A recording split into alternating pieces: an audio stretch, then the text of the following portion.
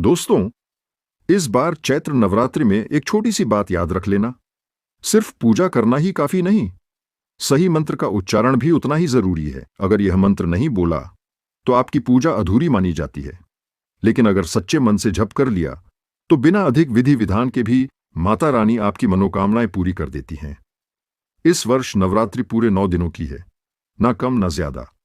9 दिन और 9 देवियों का यह दिव्य संयोग बहुत दुर्लभ होता है, इसलिए इन दिनों को हल्के में मत लेना। सही श्रद्धा और सही मंत्र के साथ किया गया छोटा सा प्रयास भी बड़ा फल देता है। कहते हैं कि यदि इन मंत्रों का जाप नहीं किया जाए तो पूजा का पूरा फल नकारात्मक शक्तियों तक चला जाता है। इसलिए चाहे आप व्रत रखें या ना रखें, इन 9 दिनों में माता के मंत्रों का जप जरूर करें। याद रखो, भक्ति में निरंतरता और सच्चाई ही असली शक्ति है। माता रानी की कृपा से आपकी झोली धन, समृद्धि और सम्मान से भर सकती है। लेकिन इसके लिए जरूरी है कि आप उन्हें प्रसन्न करें। जब आप सच्चे मन से मंत्र जप करते हैं, तब माता स्वयं आपके जीवन में सकारात्मक ऊर्जा भर देती है।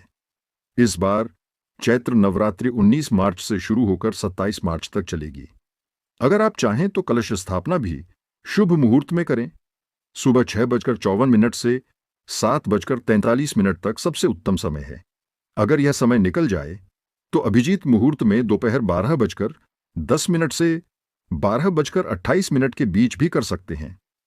सही समय पर किया गया छोटा सा कार्य भी कई गुना फल देता है। इन 9 दिनों में मां के 9 रूपों शैलपुत्री, ब्रह्मचारिणी, चंद्रघंटा, कुष्मांडा, स्कंद माता, कात्यायनी, कालरात्रि, महागौरी और सिद्धिदात्री की पूजा की जाती है। हर दिन अलग भोग और अलग श्रद्धा के साथ उनकी आराधना करने से जीवन में संतुलन और शक्ति आती है। कन्या पूजन भी बहुत महत्वपूर्ण होता है। अष्टमी 26 मार्च और नवमी 27 मार्च को किया जाता है। अगर कन्या आपके घर का पहला निवाला खा ले तो इसे बहुत शुभ संकेत माना जाता है। इसका मतलब है कि माता की कृपा आपके जीवन में प्रवेश कर चुकी है और आपके अच्छे दिन शुरू होने वाले हैं। दोस्तों, सबसे जरूरी बात, सिर्फ रस्म निभाने से कुछ नहीं होता। जो भी करो पूरे विश्वास और सकारात्मक सोच के साथ करो, क्योंकि जब मन मजबूत होता है तभी मंत्र प्रभावी होता है। तो इस नवरात्रि खुद को बदलने का संकल्प लो, अपनी ऊर्जा को सकारात्मक बनाओ और माता रानी के मंत्रों का सच्चे दिल से जाप करो। फिर देखना कैसे आपकी जिंदगी में बदलाव आता है। दोस्तों, कार्य में सफलता पाने के लिए चैत्र नवरात्रि का समय अत्यंत शुभ माना जाता है। इस पावन समय में जितना हो सके जप, तप, पूजा पाठ और दुर्गा चालीसा, सप्तशती का पाठ अवश्य करें, क्योंकि यही वो समय है जब आपकी मेहनत और भक्ति कई गुना फल देती है। इस वीडियो में दी गई जानकारी आपके जीवन की गरीबी, परेशानी, कर्ज और दुखों से बाहर निकलने का मार्ग दिखा सकती है। बस जरूरत है सच्चे विश्वास और निरंतर प्रयास की। याद रखो, जब इरादा मजबूत होता है तो कोई भी बाधा ज्यादा समय तक नहीं टिकती। बहुत लोगों के मन में सवाल होता है, क्या मंत्रों से देवी देवताओं के दर्शन संभव हैं? जवाब है हाँ, बिल्कुल संभव है। मंत्रों की शक्ति साधारण नहीं होती। जैसे महान साधकों ने सिद्धि प्राप्त की, वैसे ही निरंतर जप और श्रद्धा से व्यक्ति भी ऊंचे अनुभव प्राप्त कर सकता है। साबर मंत्र विशेष रूप से कलयुग में बहुत प्रभावशाली माने गए हैं। ये मंत्र गुरु परंपरा से प्राप्त होते हैं और स्वयं सिद्ध होते हैं, यानी इन्हें सिद्ध करने की आवश्यकता नहीं होती। सच्चे मन से इनका जाप करने पर कार्य शीघ्र पूर्ण होते हैं और जीवन में बदलाव दिखने लगता है। भगवान शिव ने जब देखा कि मानव मंत्रों की शक्ति का दुरुपयोग कर रहा है, तो उन्होंने कई मंत्रों को सीमित कर दिया। लेकिन साबर मंत्र आज भी अपनी तीव्र शक्ति के कारण फलदायी है।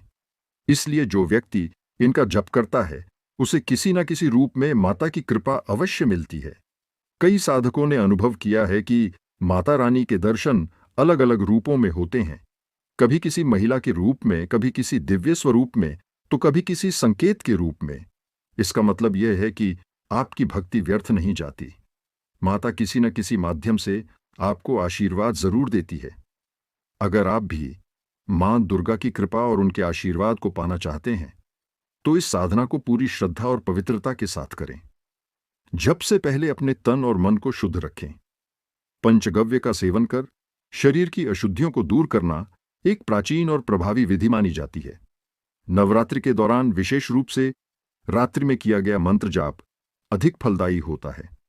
जितना अधिक आप ध्यान और विश्वास के साथ जप करेंगे, उतना ही जल्दी आपको सकारात्मक अनुभव होने लगेंगे। एक और महत्वपूर्ण बात, गौ माता को भोजन जरूर कराएं, क्योंकि उन्हें समस्त देवी देवताओं का निवास स्थान माना गया है। ये छोटा सा कार्य भी आपके पुण्य को कई गुना बढ़ा देता है। अंत में बस यही कहना है, सिर्फ सुनने से कुछ नहीं बदलता, करने से बदलता है। इस नवरात्रि अपने अंदर विश्वास जगाओ, नियमित साधना करो और खुद को एक नई दिशा दो।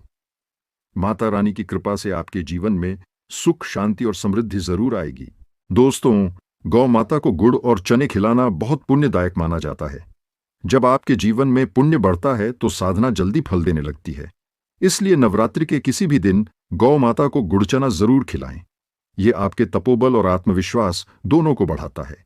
साथ ही तुलसी को जल अर्पित करें, इससे योगबल बढ़ता है और मन स्थिर होता है।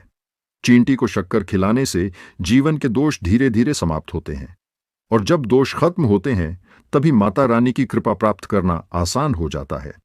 कुत्ते को भोजन कराने से भी लाभ होता है, क्योंकि इसे भैरव की सवारी माना गया है।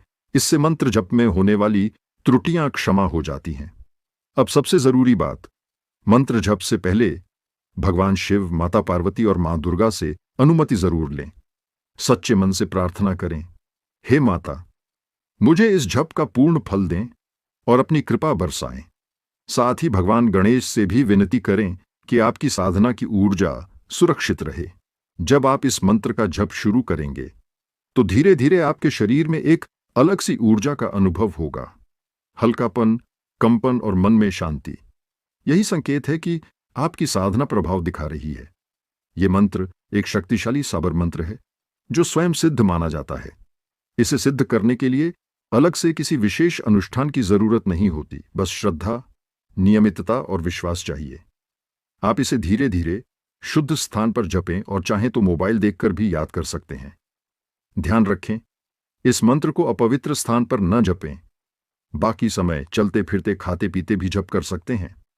जितना अधिक जप करेंगे उतनी ही ज्यादा ऊर्जा और सकारात्मक बदलाव महसूस करेंगे।